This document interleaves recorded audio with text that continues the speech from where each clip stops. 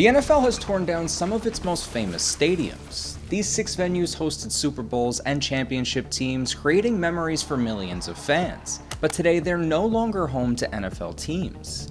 From the Silverdome that sold for almost nothing to the empty Astrodome still sitting in Houston, these stories show the harsh reality of modern NFL business. Hey, I'm Mike from TFC Stadiums, and these are 6 NFL stadiums that are no longer with us.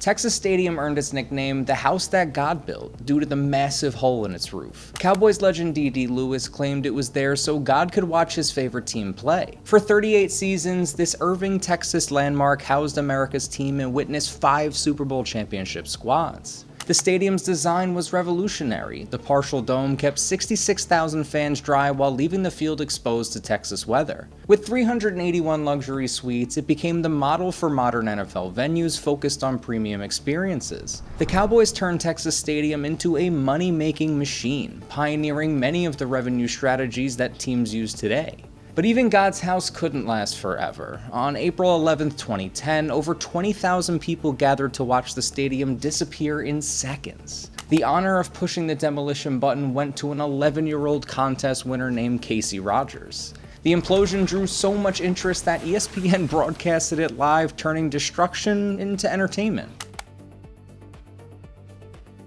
When the Silverdome opened in 1975, it was an engineering marvel. Its fiberglass roof, held up by nothing but air pressure, covered 82,000 seats, making it the NFL's largest stadium at the time. While the Lions called it home for 27 years, the massive dome also hosted papal visits, WrestleMania, and countless other events. The Lions moved to Ford Field in downtown Detroit in 2002, leaving the Silverdome behind. While the venue managed to host some other events over the following years, it remained mostly empty. The decline hit rock bottom in 2009 when the city of Pontiac sold the entire complex for just $583,000, which was a fraction of the $56 million construction cost. When they tried to demolish it in 2017, the first explosion didn't work, leaving half of the stadium still standing. It took another try to knock it down completely, and today an Amazon warehouse sits where the Lions once played. The Astrodome changed sports forever when it opened in 1965 as the world's first dome stadium. When grass couldn't grow under the roof, engineers invented AstroTurf, forever changing how football would be played. The stadium's massive scoreboard stretched 474 feet across, and 53 luxury suites set new standards for premium seating. At its peak, the Astrodome hosted legendary events like the Battle of the Sexes tennis match, but the dome lost its main tenant when the Oilers left for Tennessee in 1996. The Astrodome still stands today and sits empty next to NRG Stadium. It actually can't be demolished or renovated because it's protected as a historical site.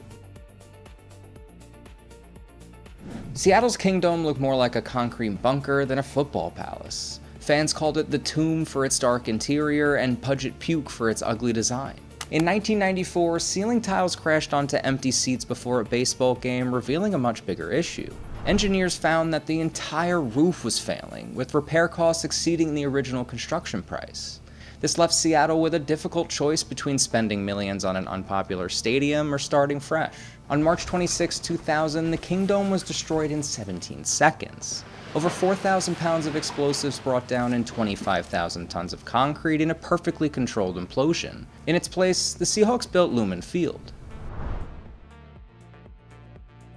The Vikings played at the Metrodome from 1982 to 2013. The Dome hosted a Super Bowl, 2 World Series, and many big moments. Its design created loud crowd noise, but it also caused problems. The roof collapsed 5 times. The worst collapse happened in 2010 during a blizzard. Fox Sports cameras caught the roof tearing open and snow pouring onto the field. The footage became one of the most watched stadium disasters ever. After that collapse, the Vikings had to play in Detroit. The Metrodome was demolished in 2014 and replaced by US Bank Stadium, which cost $1.1 billion, 37 times more than the original.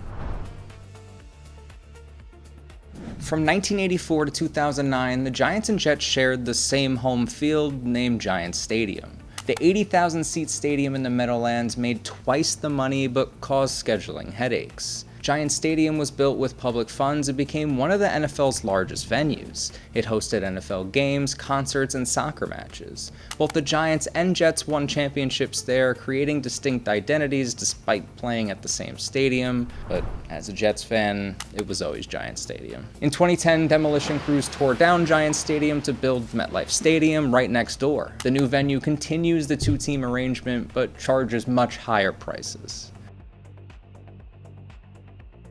These 6 stadiums demonstrate that nothing lasts forever in the NFL. They hosted over 1,500 games, welcomed hundreds of millions of fans, made billions in revenue, but they all lost their main tenants.